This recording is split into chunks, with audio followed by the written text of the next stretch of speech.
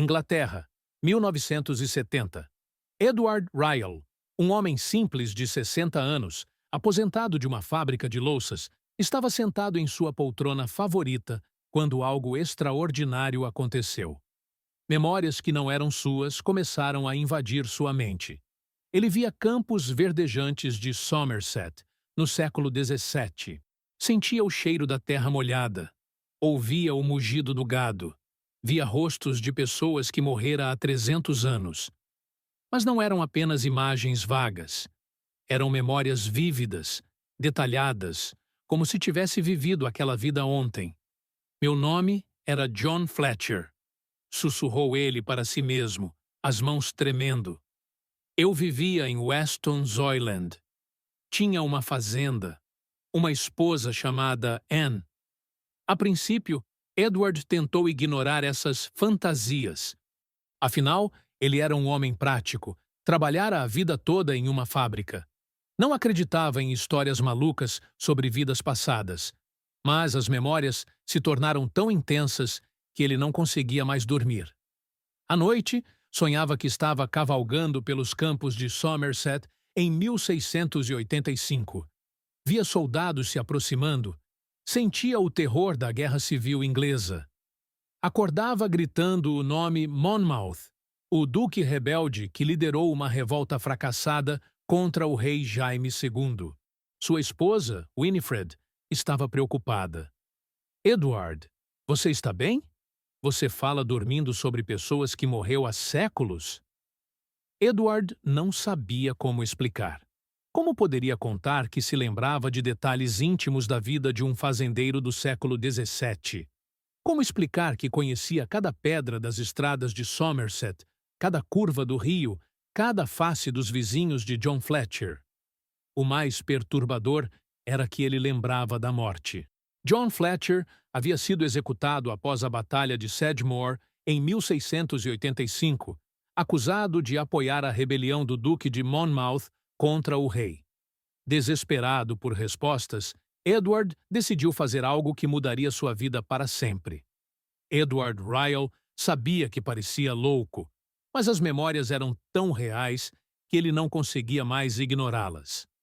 Decidiu fazer algo sem precedentes: investigar se John Fletcher realmente existiu. Em 1972, aos 62 anos, Edward pegou todas suas economias e viajou para Somerset, no sudoeste da Inglaterra. Ele não havia estado naquela região antes em sua vida atual, mas, quando o ônibus se aproximou de Weston-Zoyland, seu coração disparou. Eu conheço este lugar, murmurou, olhando pela janela. E realmente conhecia. Cada colina, cada curva da estrada estava exatamente como suas memórias de John Fletcher. Quando desceu do ônibus na praça principal, Edward sentiu um arrepio. Ali estava a igreja de St. Mary, mais velha e desgastada do que em suas lembranças, mas inconfundivelmente a mesma onde John Fletcher havia se casado com Anne. Edward entrou na igreja com pernas trêmulas. O interior estava exatamente como ele se lembrava. Caminhou até os registros paroquiais e pediu para ver os livros do século XVII. Com mãos tremendo, folheou as páginas amareladas pelo tempo. E então, encontrou. John Fletcher, casado com Anne Tasker, 15 de junho de 1667. Edward caiu sentado no banco da igreja. Era real. John Fletcher realmente existiu. Mas isso era apenas o começo. Nos dias seguintes, Edward explorou a região como se fosse sua casa. Encontrou a localização exata onde ficava a fazenda de Fletcher. Conversou com moradores locais sobre lendas antigas. Um senhor idoso na taverna local ficou impressionado. Como você conhece essas histórias? Meu bisavô contava sobre a rebelião de Monmouth, mas poucos sabem esses detalhes. Edward sabia porque ele havia vivido aquilo. Lembrava-se de ter escondido soldados rebeldes em seu celeiro. Lembrava da tensão crescente, do medo que tomou conta da região quando as forças do rei se aproximaram. Voltou para casa com uma pilha de documentos históricos que confirmavam, um por um, os detalhes de suas memórias. Sua esposa ficou espantada. Como isso é possível, Edward? Ele não sabia, mas estava determinado a descobrir a verdade. Começou a escrever tudo, cada memória, cada detalhe, cada emoção da vida de John Fletcher. O que Edward não imaginava era que sua história chegaria aos ouvidos do Dr. Ian Stevenson, o maior investigador de reencarnação do mundo. Dr. Ian Stevenson, professor da Universidade da Virgínia e o maior pesquisador de reencarnação do mundo, recebeu uma carta inusitada de Londres. Um editor havia-lhe enviado o manuscrito de um livro intitulado Second Time Round, escrito por um homem comum que afirmava ter vivido no século XVII. Stevenson havia investigado milhares de casos, mas quase todos envolviam crianças pequenas. Nunca havia encontrado um adulto com memórias tão detalhadas e verificáveis de uma vida passada. Intrigado, decidiu investigar pessoalmente. Voou para a Inglaterra e se encontrou com Edward Ryle, em sua modesta casa em Epping. Edward não era o que Stevenson esperava. Não era um místico ou fanático religioso. Era um homem simples, tímido, que parecia genuinamente perturbado por suas próprias experiências. Doutor, disse Edward, eu não queria acreditar nisso. Tentei esquecer, mas as memórias são tão reais quanto as de minha infância. Stevenson começou a testar Edward com perguntas específicas sobre o século XVII. O nível de conhecimento era impressionante. Edward conhecia detalhes sobre agricultura, política, vida social da época que não estavam em livros de história comum.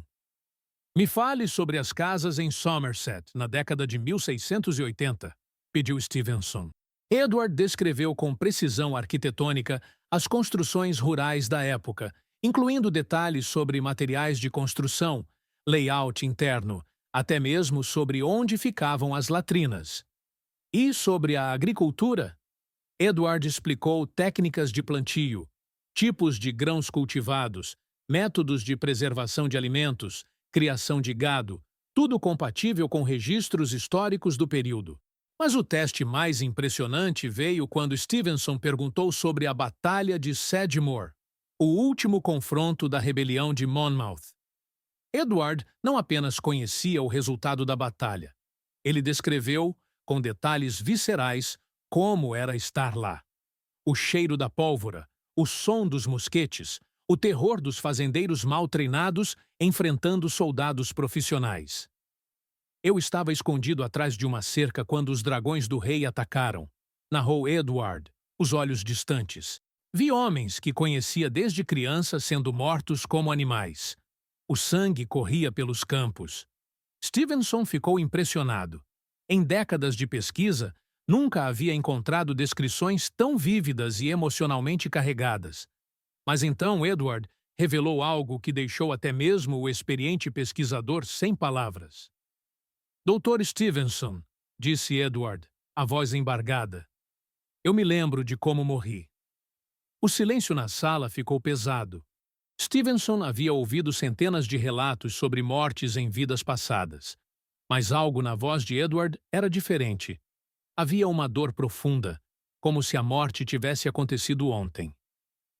Conte-me, pediu Stevenson suavemente. Edward fechou os olhos, como se visse a cena se desenrolar diante dele. Após a batalha, tentei voltar para casa, mas os soldados do rei estavam caçando todos que apoiaram Monmouth. Fui preso 3 dias depois, escondido no celeiro de um vizinho. Sua voz tremeu. Levaram-me para Taunton, onde o juiz Jeffreys estava conduzindo os julgamentos. O chamavam de Bloody Jeffreys, Jeffreys sanguinário. Não houve julgamento real, apenas uma sentença: morte por traição. Edward abriu os olhos, que estavam marejados. Fui enforcado em 12 de setembro de 1685.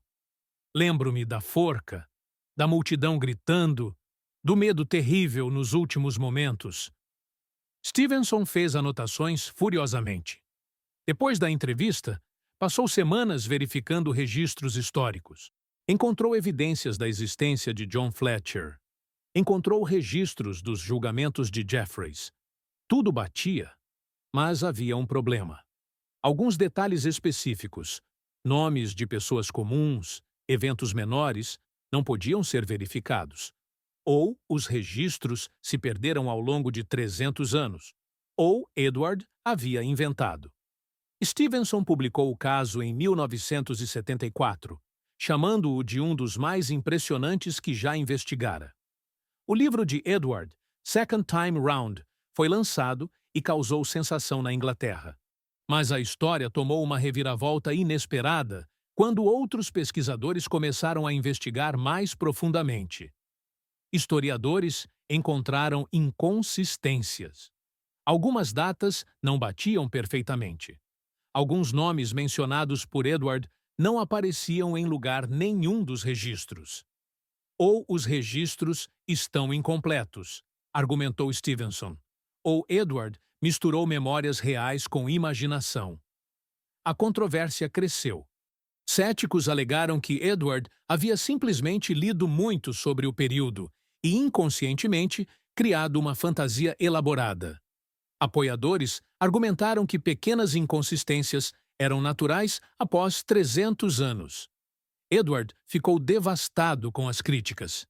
Ele havia exposto sua experiência mais íntima ao escrutínio público e agora era chamado de fraude ou fantasioso.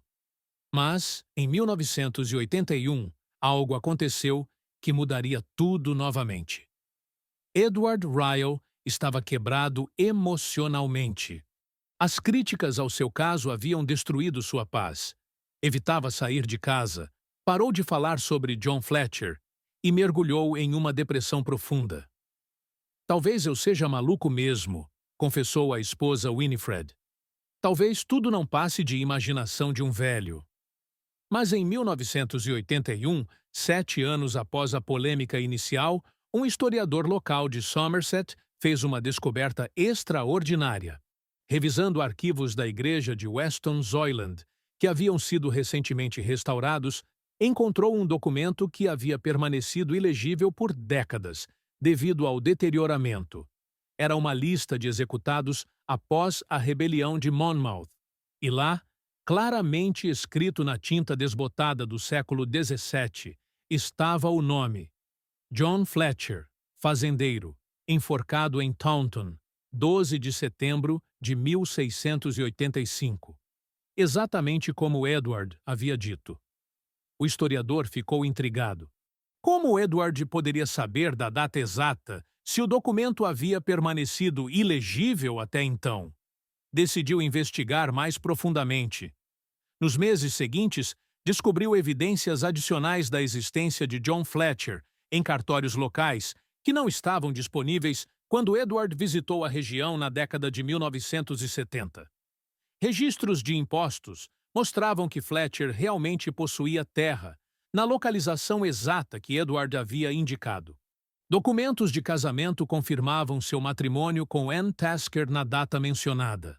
Mais impressionante ainda, encontrou um testamento de Anne Fletcher, feito após a morte do marido, que mencionava detalhes específicos sobre a propriedade. Detalhes que Edward havia descrito com precisão em seu livro. A notícia chegou ao Dr. Stevenson, que reabriu sua investigação. Desta vez, havia evidências documentais sólidas para apoiar as memórias de Edward. Mas Stevenson era um cientista cauteloso. Mesmo com as novas evidências, ele não podia eliminar completamente a possibilidade de coincidência ou de que Edward tivesse obtido informações de fontes que não admitia.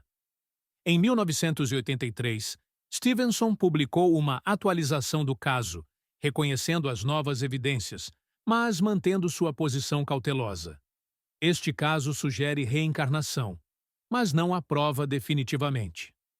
Edward, então com 73 anos, recebeu a vindição com sentimentos mistos. Não importa mais o que as pessoas pensam, disse ele. Eu sei o que vivi, sei quem eu era. Mas a história de Edward Ryle estava longe de terminar. Nos anos seguintes, ele faria revelações ainda mais extraordinárias. Edward Ryle havia se tornado uma figura controversa, mas suas revelações sobre John Fletcher não pararam por aí. Conforme envelhecia, mais memórias emergiam, e algumas eram perturbadoras. Dr. Stevenson, disse Edward numa carta em 1985, eu me lembro de mais coisas que preferia não lembrar. Edward começou a relatar memórias sobre a vida familiar de John Fletcher que eram intensamente pessoais. Lembrava-se de discussões íntimas com Anne, de preocupações financeiras, de segredos que um homem do século XVII jamais contaria a ninguém. Mais perturbador ainda, ele começou a sonhar com outras vidas. Vejo flashes de outros tempos, outros lugares, confessou a esposa. Como se John Fletcher não fosse minha única vida anterior. Ele descreveu memórias fragmentadas de ser um soldado romano, um monge medieval, um comerciante holandês. Mas essas memórias eram vagas, não tinham a clareza cristalina das lembranças de John Fletcher. Por que John Fletcher é tão claro e o resto é nebuloso? Questionava-se. Edward começou a desenvolver uma teoria própria. Talvez algumas vidas deixem marcas mais profundas na alma. Talvez a morte traumática de John Fletcher, a execução pública, o terror, a injustiça, tivesse gravado aquelas memórias de forma indelével. Mas havia outro aspecto perturbador. Edward notou que estava desenvolvendo características de personalidade que não tinha antes. Tornou-se mais religioso, apesar de nunca ter sido particularmente devoto. Desenvolveu um interesse obsessivo por jardinagem. John Fletcher havia sido um agricultor apaixonado. Mais estranho ainda, desenvolveu fobias específicas. Não conseguia mais assistir filmes sobre execuções. O som de multidões gritando o fazia entrar em pânico. É como se John Fletcher estivesse lentamente tomando controle, confidenciou a um amigo. Sua filha, Iris, notou as mudanças. Papai ficou diferente após as memórias começarem. Ela disse anos depois ao Dr. Stevenson. Às vezes ele parecia estar vivendo no século XVII. Edward passava horas olhando para o jardim, como se visse não os subúrbios de Londres, mas os campos verdes de Somerset. Falava sozinho em dialeto antigo que não deveria conhecer. Winifred ficou preocupada. Edward, você está aqui comigo ou está com John Fletcher? Era uma pergunta assombrosamente profunda. Onde terminava Edward Ryle e começava John Fletcher? Em 1988, algo aconteceu que levou essa questão ao limite. Edward Ryle, agora com 78 anos, estava experimentando algo que nem ele nem o Dr. Stevenson esperavam. As memórias de John Fletcher estavam se tornando mais reais do que sua vida atual. Winifred, disse ele numa manhã de inverno, olhando-a com confusão. Onde está Anne? Ela deveria estar preparando o café da manhã. Winifred sentiu um frio no estômago.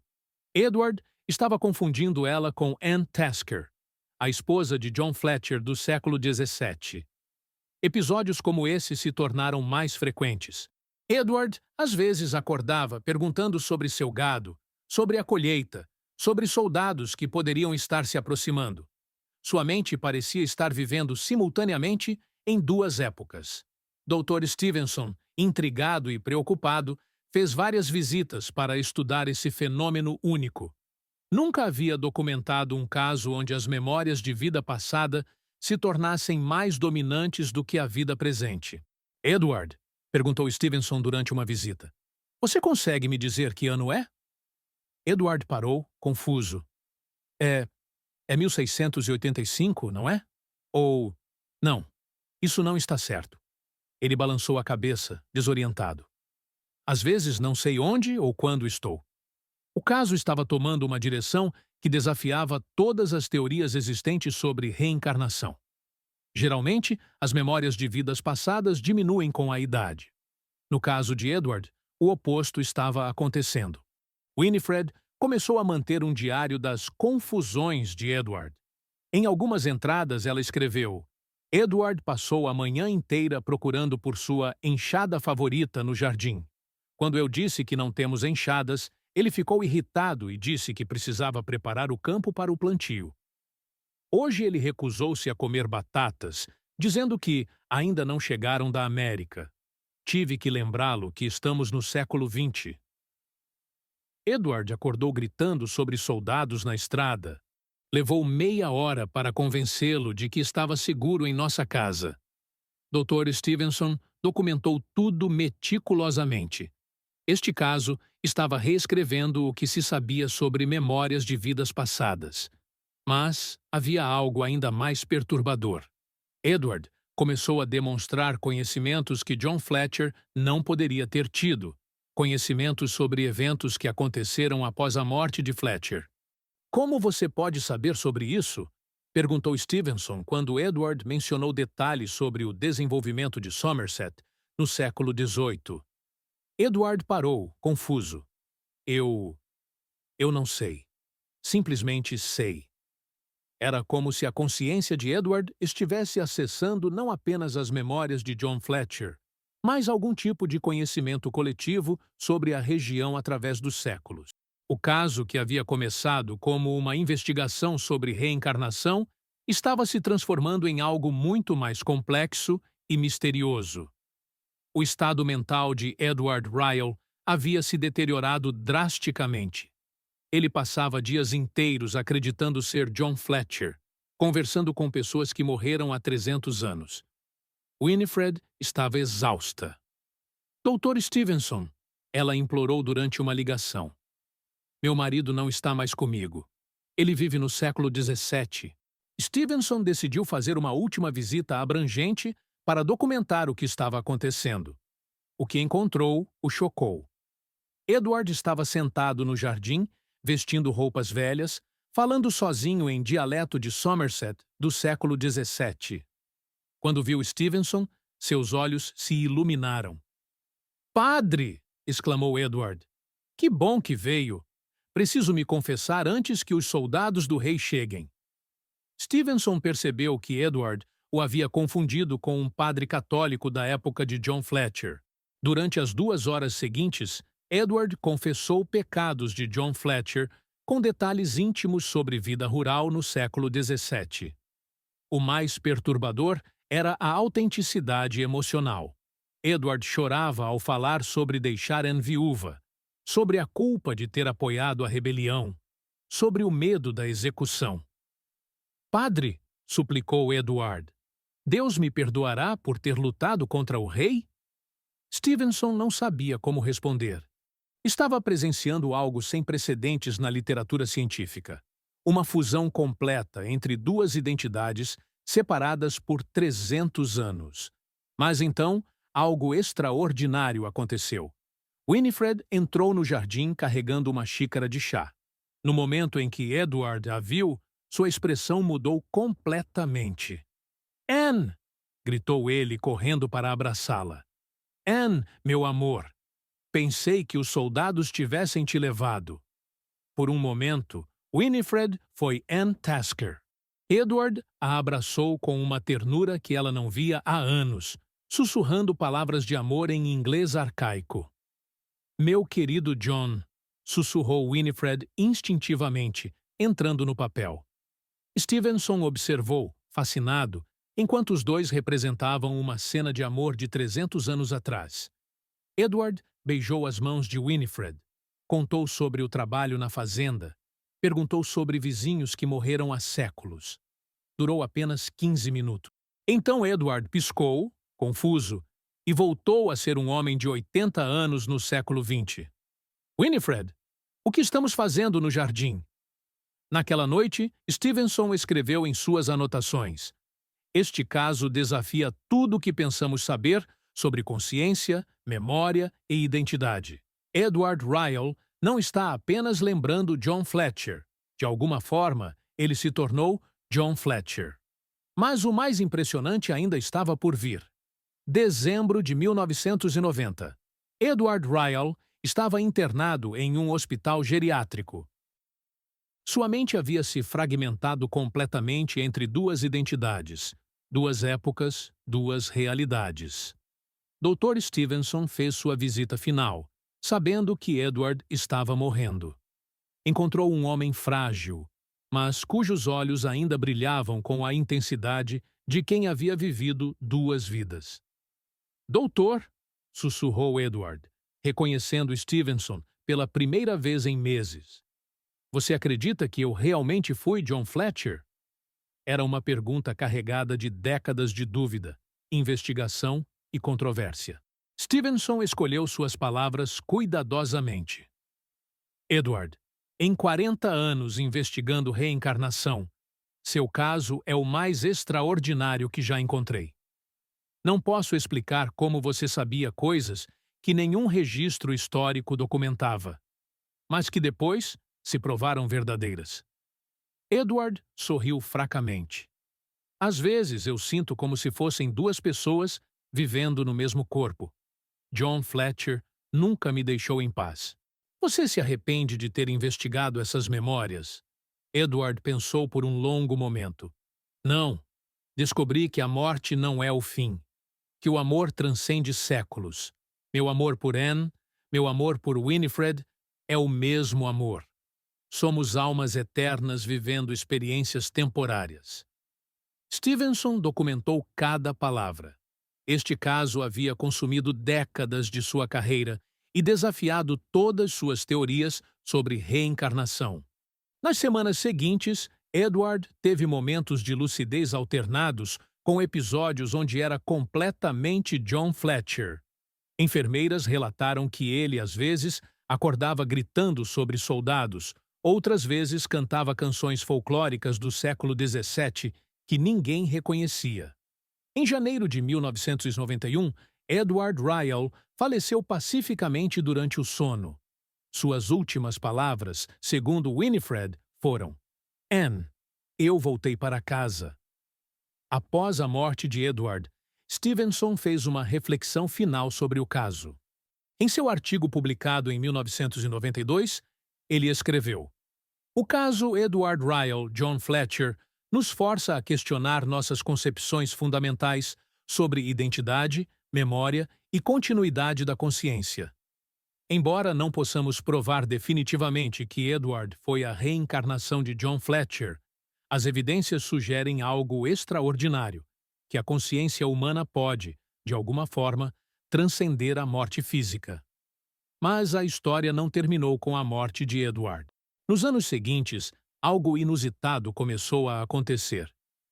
3 anos após a morte de Edward Ryle, algo extraordinário aconteceu que daria um final surpreendente a esta história já inacreditável. Uma criança de 4 anos chamada Thomas, nascida em uma família de Somerset, exatamente na região onde John Fletcher havia vivido, começou a demonstrar comportamentos estranhos. Thomas desenhava obsessivamente cenas rurais do que pareciam ser séculos passados. Falava sobre sua fazenda e perguntava constantemente por Anne. Seus pais, que nunca haviam ouvido falar de Edward Ryle, ficaram intrigados. Quando souberam do caso através de um artigo de jornal local, contataram pesquisadores da Universidade da Virgínia, sucessores do Dr. Stevenson. As semelhanças eram perturbadoras. Thomas conhecia detalhes sobre agricultura do século XVII.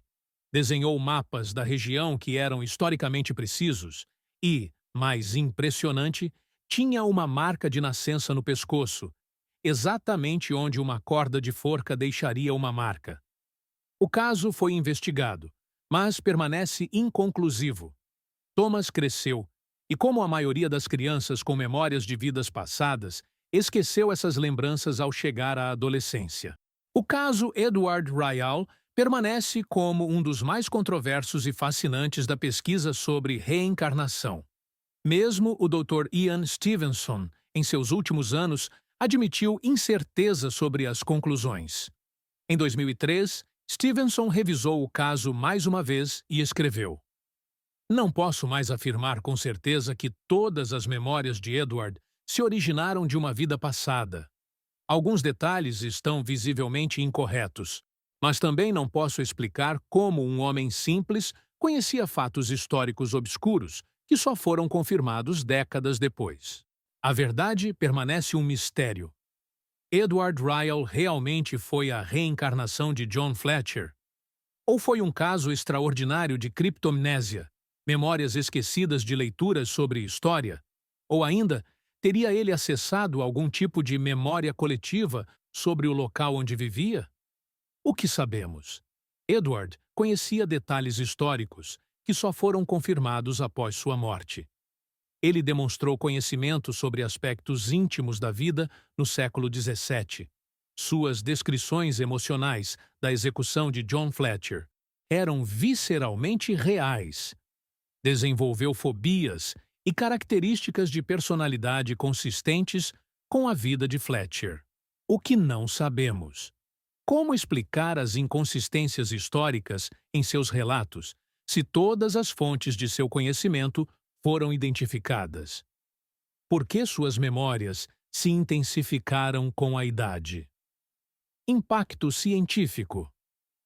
Este caso revolucionou os estudos sobre reencarnação, forçando pesquisadores a considerar que memórias de vidas passadas podem ser mais complexas do que imaginávamos, possivelmente envolvendo múltiplas fontes de informação, incluindo percepção extrasensorial, memória genética ou mesmo acesso a algum tipo de arquivo acásico. Fontes desta investigação científica: European Cases of the Reincarnation Type, Dr. Ian Stevenson, Second Time Round, Edward Ryle, 1974, Arquivos da Universidade da Virgínia, Divisão de Estudos Perceptuais, Registros Históricos de Somerset, Inglaterra. Entrevistas com familiares de Edward Ryle. Esta história nos lembra que ainda há mistérios profundos sobre a natureza da consciência humana. Talvez a morte não seja realmente o fim, mas apenas uma transição para outro capítulo de nossa existência eterna. Se esta história impressionante tocou você, compartilhe sua opinião nos comentários. Você acredita que Edward Ryle realmente foi John Fletcher? Ou existe uma explicação mais simples para este mistério de 300 anos? Inscreva-se no canal Círculo das Vidas para mais casos reais que desafiam nossa compreensão sobre vida, morte e reencarnação. E não se esqueça de compartilhar com alguém que precisa conhecer esta história extraordinária.